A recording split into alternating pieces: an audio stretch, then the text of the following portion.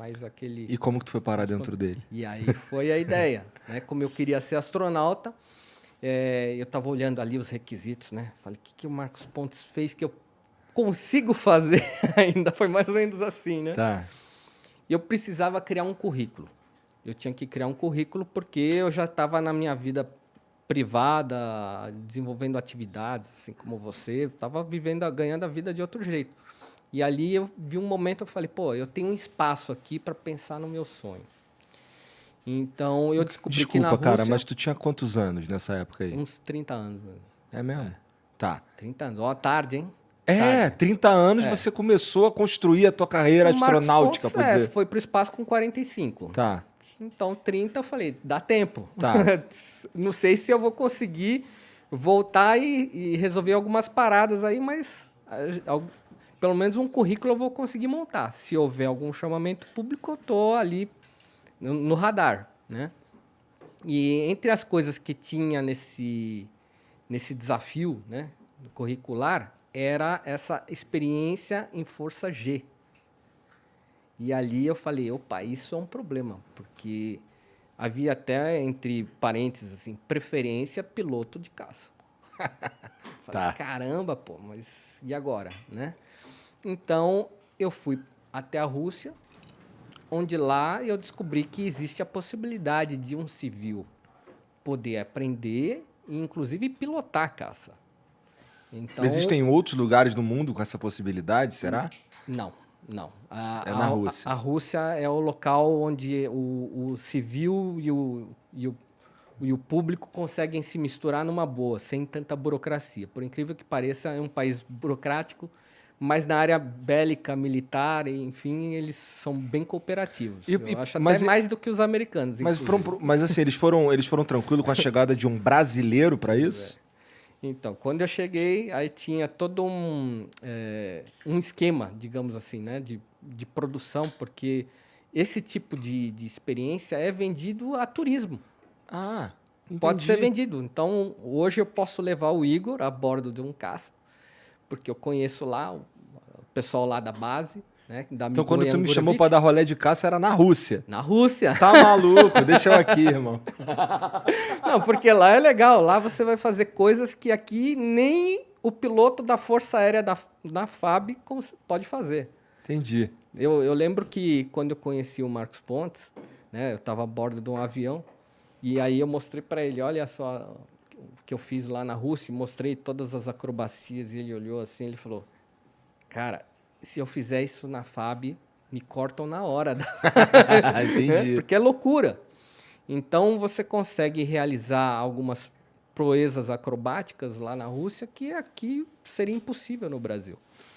Então, lá era o caminho. Eu consegui incluir, então, no meu currículo, forças em atividade G até 7 Gs, o que já era mais do que o apropriado para um futuro astronauta. Tu não apaga, não, numa... Apaga. Apaga, né? Apaga. Daí tu... Mas assim, tu dá... Faz parte do show, digamos assim. Tem que apagar, inclusive. Entendi. Então, assim, tu apaga pilotando e isso é normal. É normal. E tu me chama pra dar rolê contigo? Porra, tô fora. Mas essa é uma apagada rápida. Sim. Você utiliza uma roupa, né, que é o Suite G, que é uma roupa apropriada para essas diferenças, né, de forças. E ela é uma roupa... Ela funciona como uma espécie de um espartilho. Um espartilho masculino, né? Tá. Não sei se isso existe, mas enfim. Ela é cheia de amarras e precisa de uma pessoa para te ajudar a vestir essa roupa. Então, você não consegue colocar ela sozinha. Ela é muito justa mesmo e eles ainda apertam bastante para ficar bem firme no corpo. E ela tem uma série de tubos contornando os seus membros, né? O braço, pernas e a coluna e tudo mais. E esse tubo, depois, ele é interligado no cockpit, lá no caça. Vocês criam uma simbiose, né? Viram um ser único, né? Você e o avião. Que nem Evangelion. Aí ninguém entendeu, mas tudo bem, vai.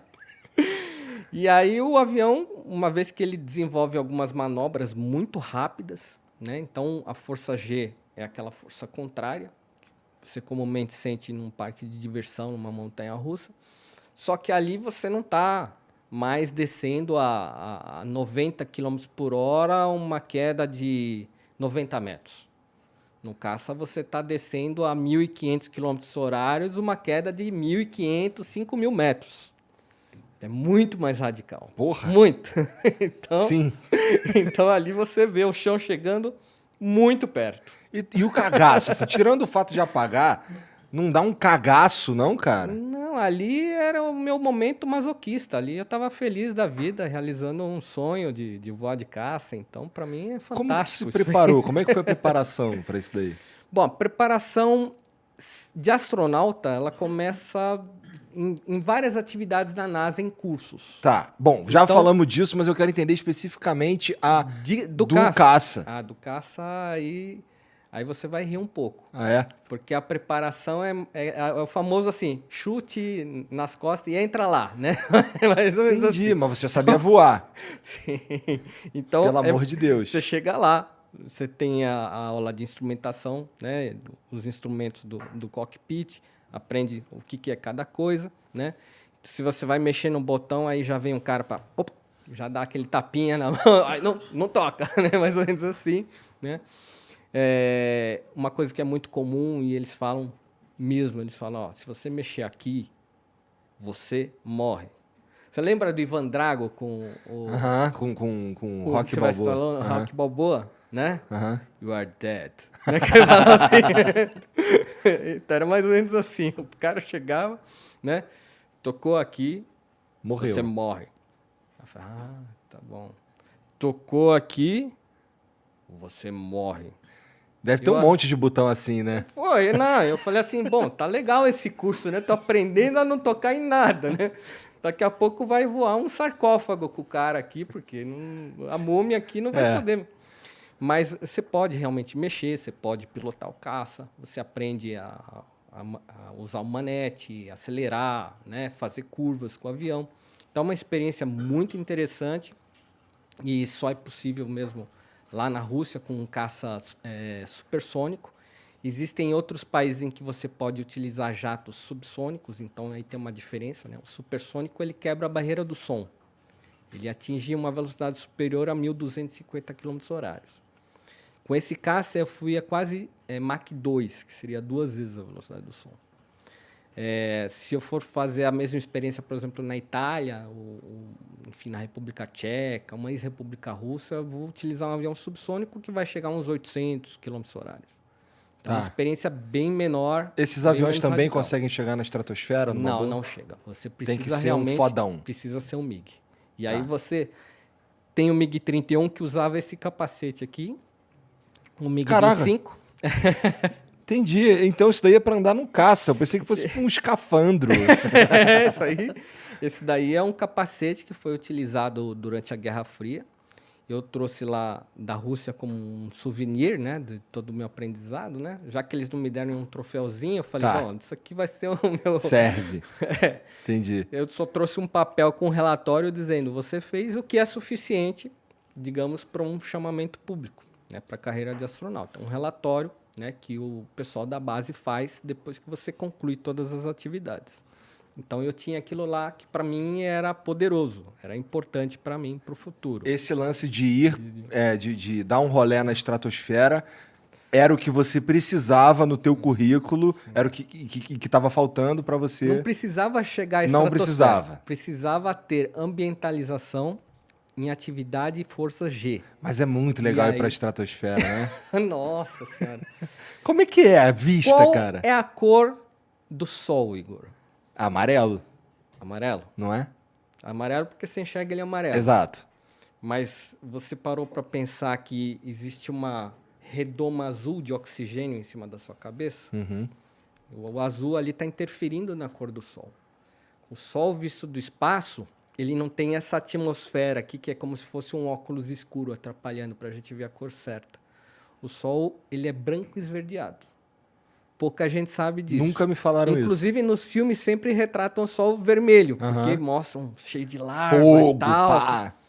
Você realmente pode ver o Sol vermelho num telescópio utilizando uma lente de infravermelho. Você vai ver o Sol vermelhão, do jeito que mostra nos filmes.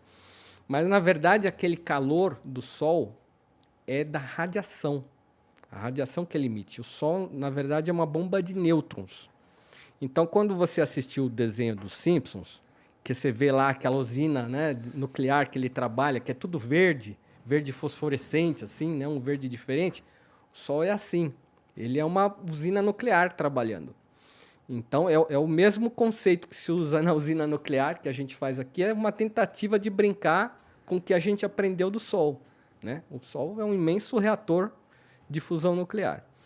Então, o Sol, quando você está na estratosfera, você vê ele assim, você vê ele branco, né, com uma espécie de uma áurea esverdeada, assim. E isso é uma coisa que você consegue só ver quando você está lá em cima. Mas aí lá de cima, você tá meio que no preto, é isso? Exatamente. Caralho, cara, que doideira. Que como acontece? ele voa assim? Como é que... Não, é interessante demais. Não congela nada, não dá merda? Como é que é, cara? O azul que a gente vê, esse manto azul que a gente vê em cima da nossa cabeça, é o quê? A molécula de oxigênio que ela reflete a cor azul. Uhum. Tá? Então, no espectro, você vê isso daí perfeitamente. Aqui a gente não está vendo tudo azul porque você precisa de muitas moléculas juntas assim para conseguir entender por que é azul. Né? Aqui ele é praticamente inerte, o oxigênio, a gente não está vendo ele. Né? Mas a gente consegue ver no céu. Quando a gente ultrapassa essa camada, que aí a gente vai para a estratosfera, o oxigênio já está lá embaixo. Então você consegue ver a atmosfera e a curvatura da Terra Foi lá isso embaixo. que tu viu? É exatamente isso aqui. Caraca, esse aqui é uma imagem, né, da visão da estratosfera. Você consegue ver uma leve curva na altitude que eu fui, que embora foi muito alto, não é uma altitude equivalente ao que um astronauta tem. Então, a curva vai acentuando, vai aumentando conforme você vai subindo. Você vai conseguindo enxergar melhor a curva. Não sei se você já brincou no Google Earth, né? De jogar uma imagem de um bairro e ir subindo, até virar um planeta Terra, né? Já brinquei pra caramba, especialmente quando lançaram. Eu gostava pra caraca de ficar dando rolê no Google Earth. Eu acho que os terraplanistas precisavam brincar no Google Earth para entender esse conceito. Eles vão falar que é, sei lá, um construto das sociedades secretas. Que a NASA quer dominar a gente, não sei, implantar chip no cérebro. Eu não entendo direito qual é a teoria do terraplanismo, né? Tá. Mas, conclusão. Quando você está lá na estratosfera, realmente você está navegando por uma área escura, porque como o oxigênio já ficou lá embaixo, né? Já é uma área muito rarefeita, então o que você vê ali aliás, você não vê, que é a camada de ozônio que protege a Terra dos raios ultravioletas.